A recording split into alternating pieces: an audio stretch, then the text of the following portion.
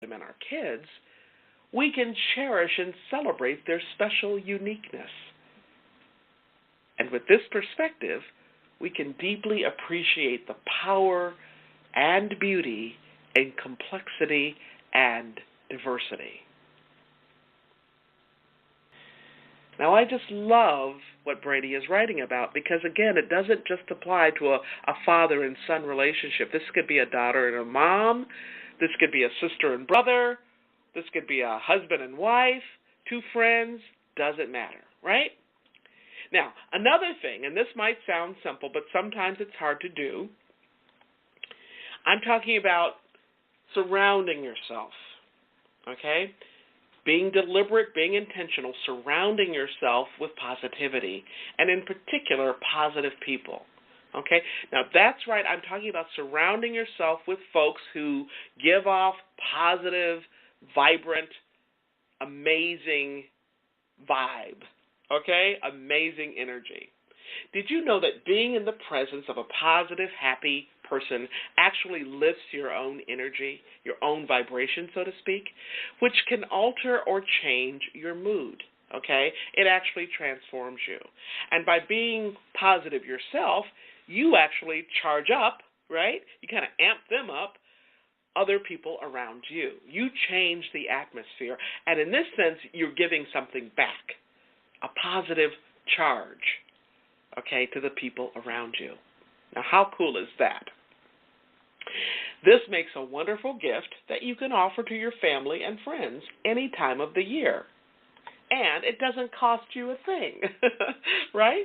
Your family and friends and other loved ones help you celebrate the music of your life, your joys, triumphs, and successes. Your family and friends and other loved ones also lend you their support when times are hard. I mean, maybe you just received a difficult diagnosis from your doctor, or maybe you just learned from your boss that your job's going to be cut. Okay, or maybe one of your kids is going through difficult times in a significant time in their life or in a significant relationship. Whatever it is, your family and friends can be a lifeline. And although it can be easy to take your support network, your lifeline, for granted, your relationships with your family and friends need your nurturing, just like any other living, breathing person or thing in our lives. You can cultivate relationships and build up your emotional bank account, if you will, through kindness in your words and actions. And I'm going to say, I want to encourage you to be gentle and gracious with your words. When you use them in conversation, when you write emails, when you send text messages and your posts on social media, be gentle and gracious. And if you feel like you just have to correct somebody or offer them a critique, take good care that your words, the words that you choose, and be gracious in how you offer that critique. Now, most of us know the saying from childhood, sticks and stones may break my bones, but you can say the rest with me, but words can never hurt me. Can I just tell you something? That is a lie. Sticks and stones sometimes hurt far less than the words we choose and the words we use. Words can hurt so badly that even though someone hurled them at you when you were very, very young, 6, 7, 10, 15 years old, even now as adults, when you recall those hurtful words, the pain of memory that goes along with the words, the hurt, the shame, the humiliation, the emotional and the physical pain of those words come flooding back, don't they? I know they do for me. Dr. Maya Angelou reminds us that although we will forget what people say, we will never forget how they make us feel. And that's so true. So true. Gate number 5, for getting your gladness on, is all about excelling in your purpose. Excelling in your purpose. Now, people who have a mission or sense of purpose show up differently. than folks who don't have a mission or purpose in their life. Their purpose could be caring for family, being a great and trustworthy friend. Maybe it's being an exceptional team member or being an exceptional soccer player, right? Starting a new business, growing a garden, or maybe it's reaching out and mentoring and supporting others. Whatever their purpose is, they just seem to be more focused and more satisfied, more contented than those who don't have a purpose. Mark Twain says that the two most important days of your life are the day you were born and the day you figure out why, right? The two most important days of your life are the day you were born and the day you figure out why. So having a sense of purpose gives us our why. In the daily events of your life, align yourself with the long-term meaning and purpose of your life. And if you're seeking your purpose in life, ask yourself, who or what do I love? Right? Who or what do I love? This question is important because your core relationships provide a sense of meaning and purpose to your life. So be sure to cultivate meaningful, life-giving, and life-affirming relationships. Another question to ask yourself is, am I engaged in work that I love? Now, if you're like most people, you spend at least 40 hours a week at work, sometimes many, many more. Now, these are your waking hours for most of us, right? Isn't it important to be engaged in work that provides a sense of meaning and purpose in your life? I think so.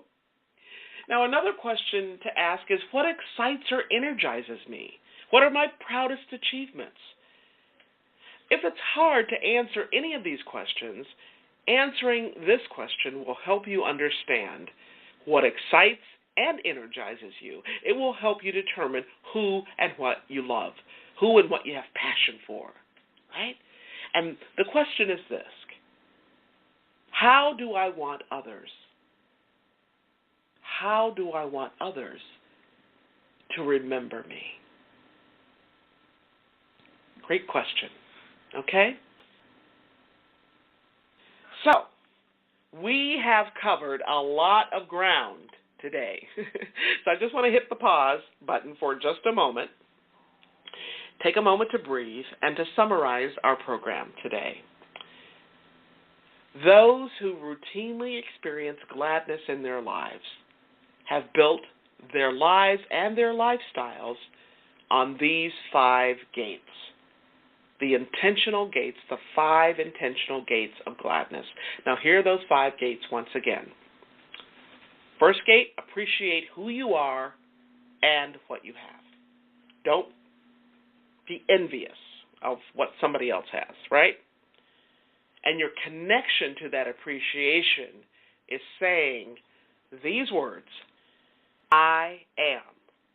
I am, which connects us to our Creator, our God. The second gate is to be here now. Be here now. Be in and live in the present moment. Don't dwell in the past. You can go there, but don't dwell there, okay? And don't hang out too much in the future. Be here now. That's when life happens, right? Number 3 is all about cultivating an optimistic attitude. Number 4, devoting yourself to your relationships. And number 5, excelling in your purpose, in your why. Okay. As we live into the marvelous day ahead of us, I sure hope your hours are filled with all the gratitude, love, devotion, and happiness that life can bring. Be sure to tune into my podcast again next week and every week. You don't want to miss any of it. You can listen live on iTunes, Alexa, Spreaker.com, Talk Network Radio, and so many other places. You can also nab the recording, just download it, and you can listen and be inspired anytime, 365, 24/7. I want to thank each of you for tuning in to today's show, for allowing me to share a little bit about my journey with what legacy living is all about.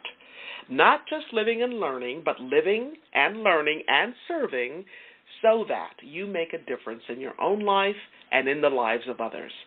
It's about being on purpose every single day, 365, 24/7. Legacy living is one of the many ways to make your life count. Now, before I close today's show, again, I want to thank you for joining me here today. I'm your host, Dr. Gloria Burgess, and this has been Legacy Living, Make Your Life Count. Please join me again next week right here on Talk Network Radio for another podcast of Legacy Living, Make Your Life Count. We're here again next week, 10 a.m., right here, Talk Network Radio. Don't just count the days in your life. Make the days in your life count. That's what legacy living is all about. Have a fantastic day, and remember, make the days in your life count. God bless you.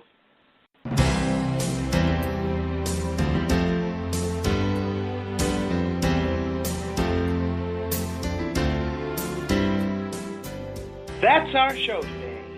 I'm your host, Dr. Gloria Burgess. I hope you'll join me again next week. Until then, don't just count the days in your life. Make the days in your life count. That's what legacy living is all about. Here's to you. Have a fantastic day. Be sure to make it a yes kind of day. And remember, celebrate. Celebrate the music of your life. Make the days in your life